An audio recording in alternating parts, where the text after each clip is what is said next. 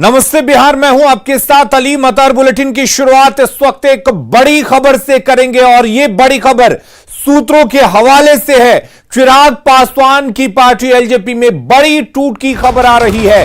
चिराग के चाचा पशुपति पारस की अगुवाई में टूट की खबर है। आपको बता दें, 5 सांसदों ने चिराग से अलग होने का फैसला लिया है। सूत्रों की माने तो यह बड़ी टूट हो सकती है। चिराग को छोड़ सभी सांसदों ने पशुपति पारस को अपना नेता माना है। प्रिंस पासवान, वीणा सिंह, चंदन कुमार, महबूब अली कैसर ने अपना नेता पशुपति पारस को माना है। एलजेपी के इकलौते विधायक राजकुमार सिंह जेडीयू में पहले ही शामिल हो चुके हैं। पशुपति कुमार पारस आज प्रेस कॉन्फ्रेंस करेंगे और औपचारिक घोषणा करेंगे। एलजेपी के राष्ट्रीय अध्यक्ष पशुपति कुमार पारस होंगे। सूत्रों के हवाले से बड़ी खबर आपको बता दें, दिवाकर हमारे साथ इस वक्त जुड़े हुए हैं। दिवाकर, आपसे जानना चाहेंगे, ये बड़ी खबर सूत्रों के हवाले से है कि बड़ी टूट हो सकती है एलजेपी में। कितनी पुख्ता मानी जाए और कितने बजे इसकी औपचारिक घोषणा हो जाएगी? देखिए, दोपहर 12 बजे के बाद कभी भी इसकी औपचारिक घोषणा हो सकती है और लगातार कवायद चल रही थी। विधानसभा चुनाव के बाद लगातार कई बार कई नेताओं ने लोजपा के जेडीयू के नेताओं से मुलाकात की थी और मैं आपको बता दूं कि हमारे सूत्र बता रहे हैं कि सभी सांसद चिराग पासवान को छोड़कर सभी सांसदों ने लोजपा के पशुपति कुमार पारस को अपना नेता माना है। मैं आपको बता दूं कि विधानसभा चुनाव से पहले पशुपति कुमार पारस ही बिहार प्रदेश अध्यक्ष हुआ करते थे लोजपा के, और जब रामविलास पासवान राष्ट्रीय अध्यक्ष हुआ करते थे तो जो बिहार में पार्टी जिसका मजबूत जनाधार बिहार में ही है, उसके प्रदेश अध्यक्ष हुआ करते थे पशुपति कुमार पारस, और पशुपति कुमार पारस ही सब कुछ कामकाज देखा करते थे। लेकिन विधानसभा चुनाव में सीटों के बंटवारे या एनडीए गठबंधन से बाहर निकल के चुनाव लड़ने का जो फैसला चिराग पासवान ने किया, उसके बाद से लगातार पशुपति कुमार पारस नाराज बताए जा रहे थे। प्रिंस पासवान हालांकि चिराग पासवान के साथ थे, लेकिन विधानसभा चुनाव के बाद उनकी भी नाराजगी बढ़ गई और धीरे धीरे जो तमाम सांसद हैं और नेता हैं उनकी नाराजगी बढ़ती गई और पार्टी की निष्क्रियता को देखते हुए पशुपति कुमार पारस ने पहले भी संकेत दिए थे, लेकिन उस वक्त विधानसभा का चुनाव चल रहा था। उस वक्त उन्होंने एक पत्र लिखकर खारिज किया था कि ऐसी कोई बात नहीं है, पार्टी में टूट की खबरों को उन्होंने खारिज किया था। लेकिन अब ये खबर आ रही है कि पशुपति कुमार पारस ने लगभग ये तय कर लिया है और लोकसभा अध्यक्ष ओम बिरला को पत्र लिखकर वो अलग गुट की मान्यता की मांग भी कर रहे हैं। जी दिवाकर, न सिर्फ ये पार्टी के अंदर बड़ी टूट होगी बल्कि परिवार के अंदर भी टूट इसे कहा जाए तो गलत नहीं होगा। लेकिन ऐसे में चिराग बिल्कुल अलग पड़ गए हैं, अकेले पड़ गए हैं, उनका क्या? जी बिल्कुल, चिराग पासवान बिल्कुल अलग थलग पड़ गए हैं और लगातार चिराग के खिलाफ नाराजगी बढ़ती जा रही है। और मैं बता दूं कि लोजपा के गठन से ही, लोजपा जब 28 नवंबर 2000 में नई पार्टी गठित हुई थी, उसके बाद से लोजपा में कई टूट हो चुकी है।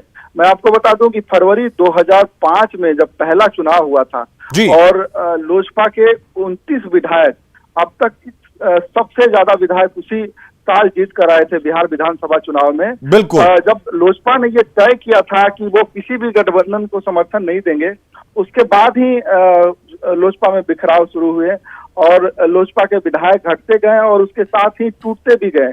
और अब ये नतीजा ये है कि विधानसभा चुनाव में पार्टी सिफर पर पहुंच गई, शून्य तक पहुंच गई और इसको लेकर काफी नाराजगी थी।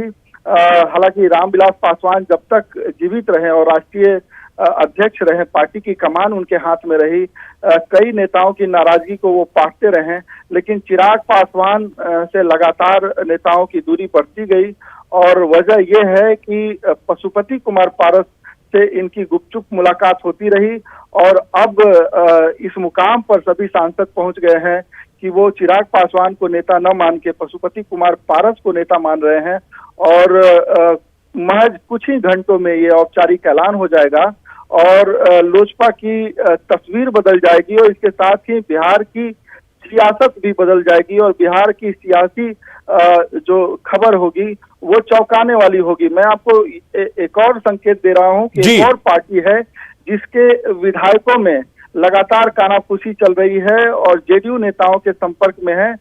मैं संकेत कर रहा हूं कि कांग्रेस के कुछ विधायक लगातार जेडीयू नेताओं के संपर्क में हैं और कांग्रेस से भी टूट की खबर आए तो ये अतिशयोक्ति नहीं होगी। जी दिवाकर, एक सवाल ये भी कि क्या जिस तरीके से चिराग पासवान ने पूरा का पूरा मोर्चा संभाल रखा था विधानसभा चुनाव में और जबरदस्त निराशा हाथ लगी थी चिराग पासवान को, उनकी पार्टी को, ये एक बड़ी वजह थी क्योंकि उसके बाद उनकी पार्टी के दूसरे नेता जो उनके परिवार से ताल्लुक नहीं रखते थे वो बिल्कुल अलग हो गए थे इस पार्टी से। जी बिल्कुल, जब चिराग पासवान ने अलग लड़ने का फैसला किया एनडीए से तभी कई नेताओं की रजामंदी नहीं थी, लेकिन उस वक्त विधानसभा का चुनाव चल रहा था और आनंद फानंद में जब ये फैसला लिया गया, हालांकि चिराग पासवान ने पहले ही 6 महीने पहले ही अपना रुख साफ कर दिया था। पिछले साल जब चुनाव हो रहे थे फरवरी में ही सरकार की नीतियों के खिलाफ चिराग पासवान ने मोर्चा खोल दिया था, लेकिन जब उन्होंने विधानसभा चुनाव के वक्त ये फैसला लिया कि 135 सीटों पर वो अपने उम्मीदवार खड़े करेंगे, कुछ बीजेपी के उम्मीदवारों के खिलाफ भी अपने उम्मीदवार खड़े किए, जेडीयू की सभी उम्मीदवारों के खिलाफ चिराग पासवान ने उम्मीदवार खड़े किए और ये बताया जाता है कि एनडीए के 42 उम्मीदवारों की जो हार हुई वो चिराग पासवान के अलग लड़ने की वजह से हुई।